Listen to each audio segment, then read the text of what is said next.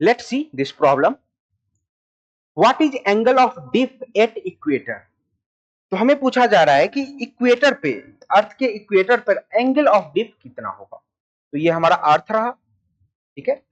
अच्छा, ये हमने इसकी एक्सिस बना ली। चलिए, ये इसकी एक्सिस है। Let me draw it once again. चलिए, ये इसकी एक्सिस है, ये रहा हमारा नॉर्थ पोल, ये रहा हमारा साउथ पोल। तो इसकी जो इक्वेटर है, इस पॉइंट पर हमें बताना है एंगल ऑफ डिप कितनी होगी। तो स्टूडेंट्स, एंगल ऑफ डिप होती क्या है? किसी भी पॉइंट पर, अर्थ के किसी भी पॉइंट पर नेट मैग्नेटिक फील्ड हॉरिजॉन्टल के साथ जो एंगल बनाती है, यानी कि अर्थ सरफेस के साथ जो एंगल बनाती है, वही क्या है? एंगल ऑफ डिप है ना।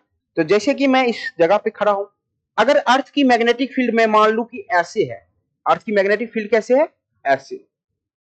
तो ये जो इस हॉरिजॉन्टल के साथ जो एंगल बना रहा है, ये हॉरिजॉन्टल लाइन है, और इस हॉरिजॉन्टल लाइन के साथ ये जो एंगल बना रहा है, वो क्या हो जाएगा? वो एंगल ऑफ डिप हो जाएगा। यानी कि अगर अर्थ की मैग्नेटिक फील्ड मान ले ऐसी है बी नेट, तो ये हॉरिजॉन्टल के साथ जो एंगल बनाएगा उसी को हम क्या बोलते हैं? एंगल ऑफ डिप, यानी कि फाई बोलते हैं।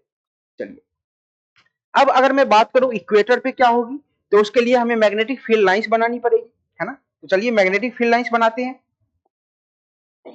हमें पता है कि जहां पे नॉर्थ पोल मैंने लिखा है, ये ज्योमेट्रिक नॉर्थ पोल है, यहां पे मैग्नेट का साउथ पोल होगा, यानी कि यहां पे मैग्नेट का नॉर्थ पोल होगा। तो मैग्नेटिक फील्ड लाइंस यहां से निकलेंगी, है ना।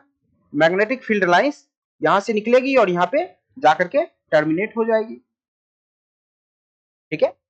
चलिए, कुछ इस तरीके से। तो अगर मैं आपसे बोलूं कि इस पॉइंट पर, ये जो पॉइंट है, वहां पे मैग्नेटिक फील्ड का डायरेक्शन क्या है, तो आप बोलोगे मैं यहाँ पे टेंजेंट खींच दूंगा, है ना। आप यहाँ पे क्या करोगे? एक टेंजेंट खींच दोगे। इस पॉइंट पर अगर आप टेंजेंट खींचोगे तो वो कुछ ऐसे ही आएगा, ठीक है। चलिए, इस पॉइंट पर अगर मैं आपको बोलूं कि टेंजेंट खींचने के लिए, तो अगर आप इस पॉइंट पर टेंजेंट खींचते हो,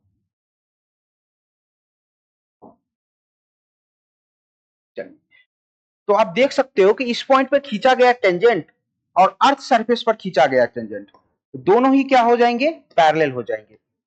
यहां पे अगर हम एक टेंजेंट खींचे और अगर हम यहां पे एक टेंजेंट खींचे,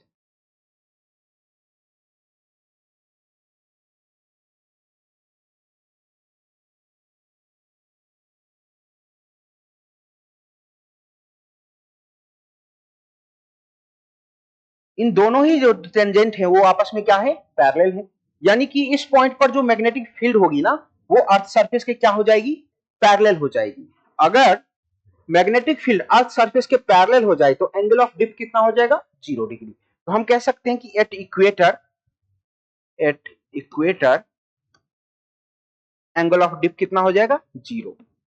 एंगल ऑफ डिप कितना हो जाएगा? 0 डिग्री, क्योंकि यहाँ पे जो मैग्नेटिक फील्ड है वो अर्थ सरफेस के पैरेलल ही हो जाती है। तो एंगल ऑफ डिप कितना हो जाता है? 0। तो यहाँ पे हम लिख सकते हैं at equator magnetic field lines, magnetic field lines are parallel to earth surface, parallel to earth surface.